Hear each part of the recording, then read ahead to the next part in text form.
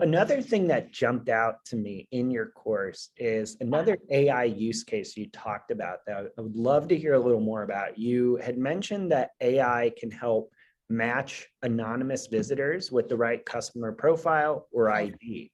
So could you maybe tell us a little bit more about that? First of all, only 2% of the web traffics that come to your website, it's probably self-identified. You kind of know who they are. And they either fill out the forms or they submit something, try to get some specific type of offering, or they attended your website and they attended your webinar, and you kind of see they are coming back to your site. Okay, only 2%. There's 98% of them are kind of anonymous, right? And because they are anonymous, you need to gather different kind of information to kind of identify who they are, right?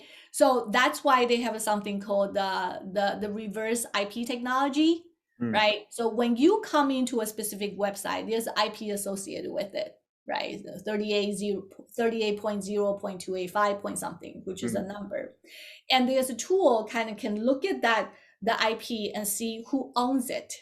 Like, let's assume you are B2B marketer and you actually come in from Siemens.com, you come in from HP.com, and they can actually see, okay, this specific visitor is actually coming from HP.com or coming from, AmericanExpress.com.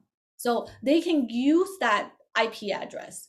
But once you have that IP address, you're like, okay, so does that mean that they can know who I am? Well, then they can match your IP and possibly pull other company information, which is a public information from Dun & Bradstreet. All of a sudden, they can pull the company information related to that specific company. They can all of a sudden identify the revenue, identify the segments, identify, a lot of information that related to that company.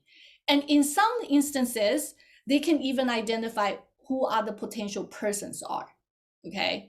But like I said, that's because they probably fill out some forms and you connected some of your Salesforce information or customer data along with the third-party information. Does that make sense?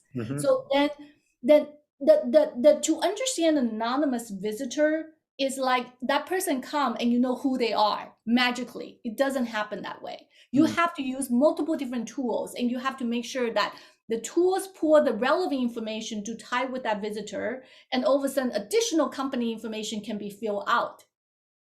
And then you have to use some other tool to identify potentially who they are based on some of the customer information you gather internally. Does that make sense? Yep. So that is the way. If you want to identify anonymous a visitor, you have to think like it's a treasure hunt. Like you are out to hunt treasure. Right? So you have to look into different clues. And unfortunately, those different clues needs to be gathered through different technology and platform that you are using. That's one thing, one core reason why marketers are overwhelmed.